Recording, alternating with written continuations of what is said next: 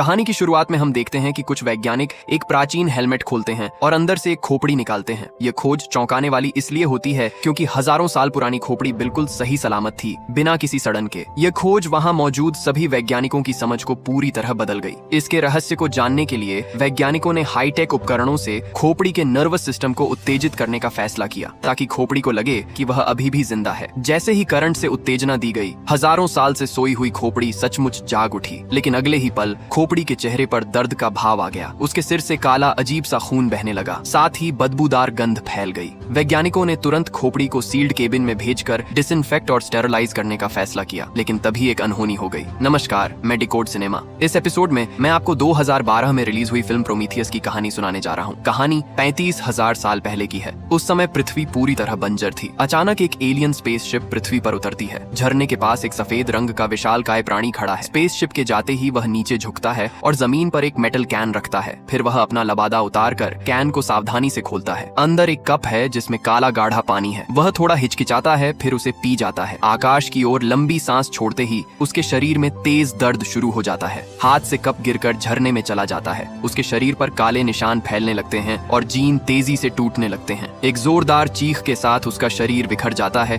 और झरने में गिरकर पानी में घुल जाता है। पानी में घुलते ही उसका काम पूरा हो गया। उसके जीन पानी में मिलकर पूरी दुनिया में फैल जाएंगे। समय आगे बढ़ता है। साल 2079 आता है। वैज्ञानिक डॉक्टर एलिजाबेथ शॉ और उनके बॉयफ्रेंड चार्ली स्कॉटलैंड में एक्सप्लोरेशन के दौरान एक गुफा में 35,000 साल पुरानी दीवार चित्र कैव पेंटिंग खोजते हैं। चित्र में प्राचीन लोग एक विशालकाय प्राणी के सामने घुटनों पर बैठे हैं और वह विशालकाय एक तारों के समूह की ओर इशारा कर रहा है। डॉक्टर एलिजाबेथ शॉ कहते हैं कि ये प्राणी हमें बुला रहे हैं। इसलिए 2093 में प्रोमीथियस नाम का एक स्पेसशिप उड़ान भरता है। उसमें 17 वैज्ञानिक हैं जो हाइबरनेशन यानी नींद में हैं। इस दौरान स्पेसशिप को डेविड नाम का एक एंड्रॉइड मानव रोबोट नियंत्रित कर रहा है। वह इंसानों जैसा ही है, बस उसमें आत्मा नहीं है। उसे उड़ान के दौरान इंसानों की आदतें सीखने में मजा आता है। वह साइकिल चलाता है, बास्केटबॉल खेलता है, खाना खाने का तरीका सीखता है और खुद को बहुत आकर्षक बनाता है। इंसानों के सारे इमोशंस वह फ्रेम द फ्रेम सीखता है। 2.5 साल की यात्रा के बाद स्पेसशिप उस विशालकाय प्राणी द्वारा इंगित किए गए ग्रह के पास पहुंचती है। बॉस के निर्देश पर डेविड नींद में पड़े वैज्ञानिकों को जगाता है। जगने के बाद सभी को उल्टी और अस्वस्थता होती है। थोड़ी देर आराम और एनर्जी लेने के बाद उन्हें स्पेसशिप की मालकिन विक्स बुलाती है। मीटिंग में डेविड होलोग्राम प्रोजेक्ट करता है। उसमें एक बूढ़ा आदमी और उसका कुत्ता दिखाई देता है। वह स्पेसशिप के असली मालिक पीटर वीलैंड हैं। उन्होंने बताया कि यह उनकी मौत से पहले का मैसेज है। वे इंसान की उत्पत्ति, जीवन के उद्देश्य और मृत्यु के बाद क्या होता है यह जानने के लिए जीवन भर खोजते रहे। उन्होंने डॉक्टर एलिजाबेथ शॉ और चार्ली को इस मिशन के लिए चुना। चार्ली बताते हैं कि उन्होंने दुनिया भर में अलग अलग सभ्यताओं की दीवार चित्रों में एक ही विशालकाय प्राणी को पाया जो एक ही तारों के समूह की ओर इशारा कर रहा है। उस तारों के समूह में एक ग्रह पर जीवन के संकेत मिले हैं। वे इन विशालकाय प्राणियों को इंजीनियर कहते हैं क्योंकि उनका मानना है कि इंसानों को इन्हीं इंजीनियरों ने बनाया है। मीटिंग के बाद विक्स उन्हें चेतावनी देती है कि अगर इंजीनियर मिले तो उनसे कोई संपर्क नहीं करना है, सिर्फ रिपोर्ट करनी है।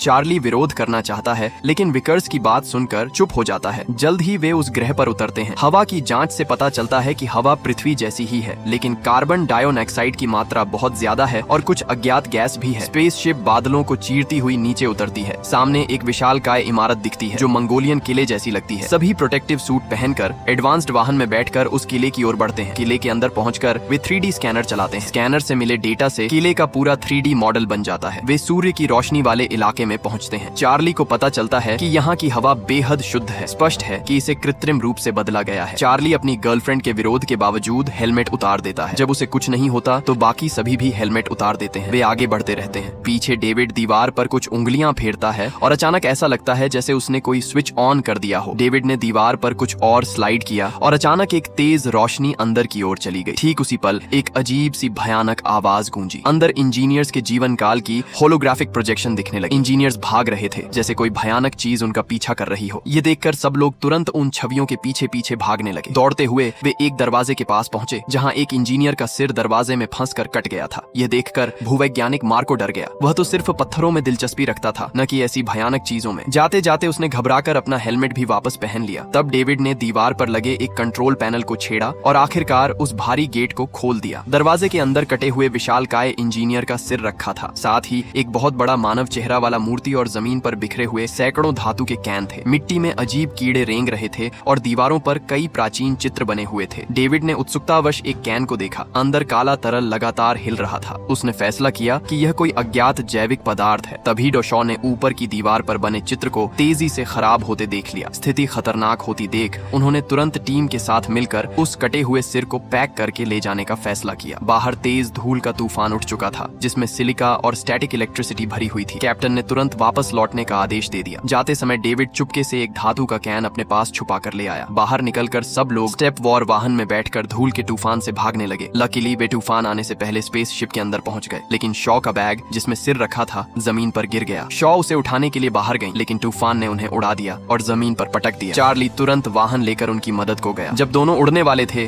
तभी डेविड हुक लेकर हवा का सहारा लेते हुए उनके पास पहुंचा। उसने हुक उनके बेल्ट से जोड़ा और स्विच दबा दिया। मशीन तेजी से घूमी और तीनों सुरक्षित स्पेसशिप के अंदर आ गए। कैप्टन ब्लैक ने देखा कि मार्को और फिफील्ड वॉलमैन गायब हैं। कम्युनिकेशन पर बात करने पर पता चला कि दोनों अंदर रास्ता भटक गए हैं। इतने तेज तूफान और स्टैटिक इलेक्ट्रिसिटी में उन्हें अभी नहीं निकाला जा सकता था। तूफान थमने का इंतजार करना पड़ेगा। दूसरी ओर लाए गए सिर को लैब में डिसइंफेक्ट किया जा रहा था। इलेक्ट्रॉनिक स्कैनिंग के दौरान पता चला कि सिर के ऊपर एक हेलमेट लगा हुआ है। डेविड को बुलाकर हेलमेट खुलवाया गया। हेलमेट हटाते ही अंदर का सिर पूरी तरह इंसान जैसा दिखा। सब हैरान रह गए। शॉ ने खुशी से देखा कि सिर पर अभी भी कोशिकाएं सक्रिय हैं और बदल रही हैं। उन्होंने फोर्ड से इलेक्ट्रिक डिस्चार्ज उपकरण लाने को कहा। फोर्ड ने उपकरण सिर में लगाया और धीरे धीरे करंट बढ़ाने लगा। अचानक विशालकाय इंजीनियर की आंखें खुल गईं, लेकिन फोर्ड की गलती से सिर पर दर्द भरा भाव आ गया और उससे बदबूदार काला तरल बहने लगा। जब स्थिति नियंत्रण से बाहर होती दिखी, डेविड ने उसे प्रोटेक्शन शील्ड में धकेल दिया। तुरंत सिर फट गया और उसके अंदर का पदार्थ चारों तरफ फैल गया। हालांकि सिर फट गया था, लेकिन सैंपल लेना अभी भी संभव था। शॉ ने सैंपल लिया और उसे मानव जीन से मिलाया। डेटा एनालिसिस से पता चला कि इंजीनियर का डीएनए मानव डीएनए से 100% मैच कर रहा है। यह निष्कर्ष डार्विन के विकासवाद को पूरी तरह गलत साबित कर रहा था और यह साबित हो गया कि इंसान इंजीनियर्स द्वारा बनाए गए हैं। शॉ और फोर्ड को अपनी आंखों पर यकीन नहीं हो रहा था। दूसरी ओर डेविड ने यह खबर हाइबरनेशन कैबिन में सोए रहस्यमयी व्यक्ति को भी बता दी। फिर डेविड ने चुपके से लाए गए कैन को खोला। अंदर काला पानी था। इसके असली प्रभाव जानने के लिए उसने प्रयोग करने का फैसला किया। वह चार्ली के पास गया। चार्ली जब शराब पी चुका, डेविड ने उसे शराब का गिलास देते समय उसमें काला पानी मिला दिया।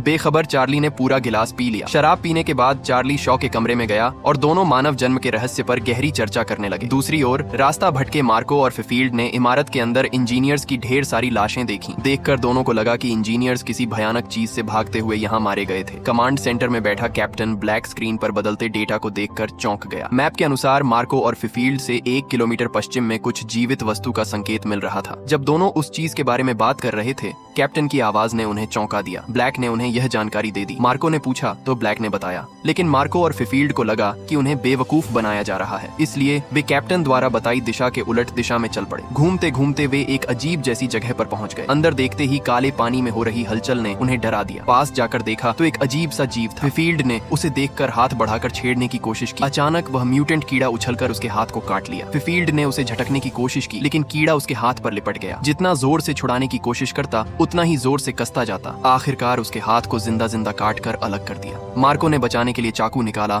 और कीड़े को काट दिया, लेकिन कीड़े से निकला तरल बेहद जंग खाने वाला करोसिव था। मार्को का हेलमेट और चेहरा पल भर में घुल गया। वह फिफील्ड के सूट के छेद से अंदर घुस गया और उसे बिना दर्द के मार डाला। अगले दिन चार्ली आंखें धोते हुए महसूस करता है कि उसकी आंख में कुछ दिक्कत है। पास से देखा तो आंख में छोटे छोटे कीड़े नजर आए। तभी कैप्टन की मीटिंग की आवाज आई। वे मार्को और फिफील्ड को बचाने और आगे खोज के लिए फिर से खंडहर की ओर जाने वाले थे, लेकिन रवाना होने से पहले डेविड ने प्रोब रिपेयर का बहाना बनाकर स्पेसशिप पर ही रह गया। जैसे ही सब लोग वाहन लेकर चले गए, डेविड चुपके से छोटी गाड़ी लेकर खंडहर में घुस गया। स्कैनर का पीछा करते हुए वह एक गुप्त कमरे में पहुंचा। कुछ देखने के बाद उसने अंडे जैसे बटन को दबाया। कमरे में इंजीनियर्स की आखिरी होलोग्राम फिल्म चल पड़ी। देखने के बाद डेविड को पता चला कि इंजीनियर्स की तकनीक इंसानों से बहुत आगे थी। वे इस किले के जरिए काले पानी को पृथ्वी पर ले जाना चाहते थे, लेकिन किसी कारण सफल नहीं हो पाए। फिल्म खत्म होने के बाद डेविड ने पास वाले हाइबरनेशन चैम्बर में रोशनी देखी। पास जाकर देखा तो अंदर एक इंजीनियर सोया हुआ था। अपनी थ्योरी की पुष्टि के लिए वह पास गया और कान लगाकर सुनने लगा। सचमुच इंजीनियर के दिल की धड़कन सुनाई दे रही थी। यह खोज देखकर डेविड के होंठों पर हल्की मुस्कान आ गई। इधर शॉ और बाकी लोग वापस उस जगह पर पहुंचे जहां उन्होंने पहले इंजीनियर का सिर उठाया था। वहां उन्हें मार्को और फिफील्ड की लाशें मिली। उन्हें स्थिति समझने से पहले ही चार्ली की समस्या और बढ़ गई। उसकी दोनों आंखें लाल हो चुकी थीं और लग रहा था कि वह किसी संक्रमण का शिकार हो गया है। चार्ली की हालत बिगड़ती देख सब लोग उसे लेकर तुरंत स्पेसशिप की ओर लौटने लगे। रास्ते रास्ते में चार्ली बेहद पीड़ा में था।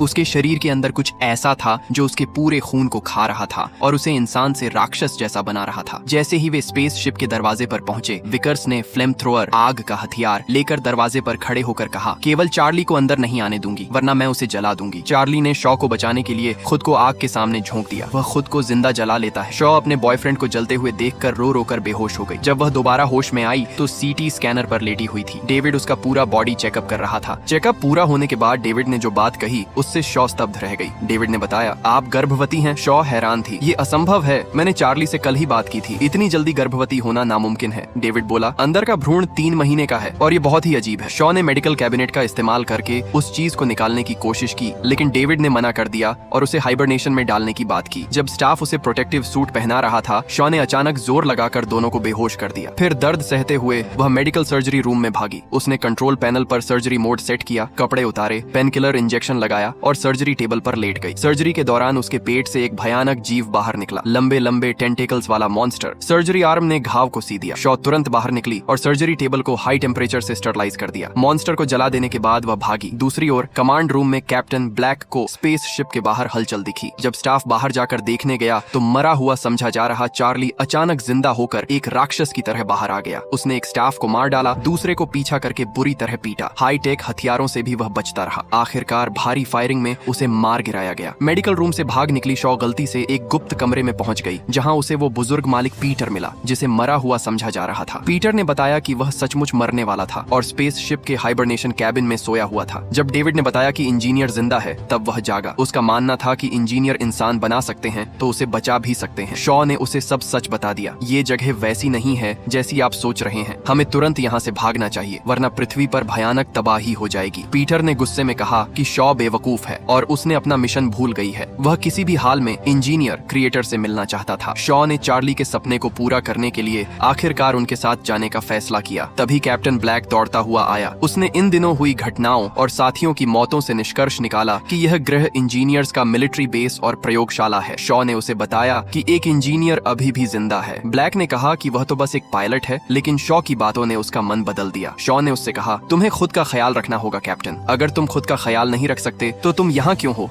तो मैं ये नहीं होने दूंगा। मैं पूरी कोशिश करूंगा कि यह न हो। तुम्हें यह रोकना ही होगा। दूसरी ओर पीटर तैयार हो चुका था। उसकी बेटी विकर्स ने उसे बहुत समझाया कि मौत जीवन का स्वाभाविक नियम है, लेकिन पीटर नहीं माना। जब वे बाहर निकले तो डेविड को पता चला कि शॉ भी उनके साथ आ रही है। वे सभी वाहन लेकर इंजीनियर के हाइबरनेशन चैम्बर की ओर गए। वहाँ पहुंचकर डेविड ने कंट्रोल पैनल पर काम किया और इंजीनियर का हाइबरनेशन कैबिन खुल गया। हजारों साल बाद इंजीनियर उठकर खड़ा हो गया। शॉ ने भावुक होकर उससे सवाल पूछना शुरू किया। इंजीनियर ने पहले डेविड का सिर सहलाया, फिर अचानक उसे उठाकर उसका सिर शरीर से अलग कर दिया। फिर उसने कुछ ही पलों में बाकी इंसानों को मारना शुरू कर दिया। शॉ भाग निकली। इंजीनियर ने उसे पीछा नहीं किया, बल्कि एक ग्रीन बॉल को छुआ। एक बड़ा हथियार मोर्टार जैसा जमीन से ऊपर आया। इंजीनियर उस पर चढ़ गया। यह असल में स्पेसशिप का कंट्रोल रूम था। उसने पृथ्वी का लोकेशन सेट किया और विशाल स्पेसशिप शुरू हो गई। शॉ तेज हवा के झोंके से गिर गई, फिर एग्जॉस्ट से बचकर बाहर निकली। वह रोते हुए कैप्टन ब्लैक से चीख चीख कर बोली, रोको उसे, वह स्पेसशिप पृथ्वी की ओर जा रही है, वो मौत ले जा रही है। एक तरफ छोटे बॉस पीटर की जल्दी, दूसरी तरफ अपनी प्रतिबद्धता। आखिरकार कैप्टन बोल्ड ब्लैक ने फैसला कर लिया कि वह इंजीनियर को रोक कर रहेगा। उसने विकर्स से कहा, तुम अपनी जान बचाना चाहती हो तो अभी जाकर लाइफ बोट सेविंग पॉड में चली जाओ। कैप्टन ब्लैक और उसके 2 साथी तैयार हो गए। तीनों ने हिम्मत करके प्रोमीथियस स्पेसशिप को सीधा इंजीनियर की विशालकाय स्पेसशिप की ओर मोड़ दिया और पूरे वेग से टकराने का फैसला किया। टकराने से ठीक पहले विकर्स का लाइफ बोट प्रोमीथियस से अलग हो गया। आखिरकार कैप्टन ब्लैक, उसके 2 साथी और इंजीनियर की स्पेसशिप आपस में टकराकर पूरी तरह नष्ट हो गए। टूटे हुए स्पेसशिप के बड़े बड़े टुकड़े आग के गोले बनकर जमीन की ओर गिरने लगे। शॉ और विकर्स जान बचाने के लिए भागी। भागते हुए विकर्स का पैर अटक गया और वह गिर पड़ी। विशाल स्पेसशिप का टुकड़ा उसके ऊपर गिरा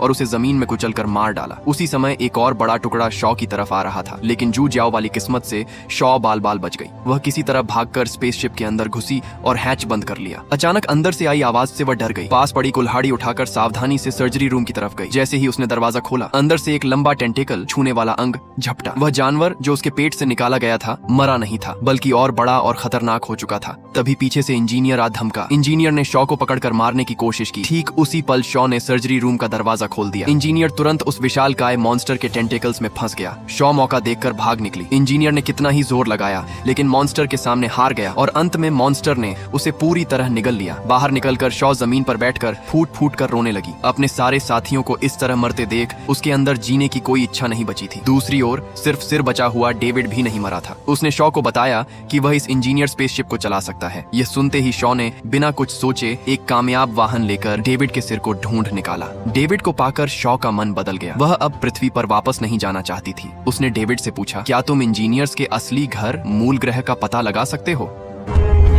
जवाब मिलने के बाद शॉ ने डेविड का सिर पैक किया। फिर दोनों इंजीनियर की स्पेसशिप में सवार होकर अंतरिक्ष की ओर रवाना हो गए। दूसरी तरफ जिस इंजीनियर को मॉन्स्टर ने निगल लिया था, उसके पेट के अंदर अचानक एक नया और भी खतरनाक मॉन्स्टर हिलने लगा। मॉन्स्टर की एक जोरदार चीख के साथ ये कहानी यहीं समाप्त होती है।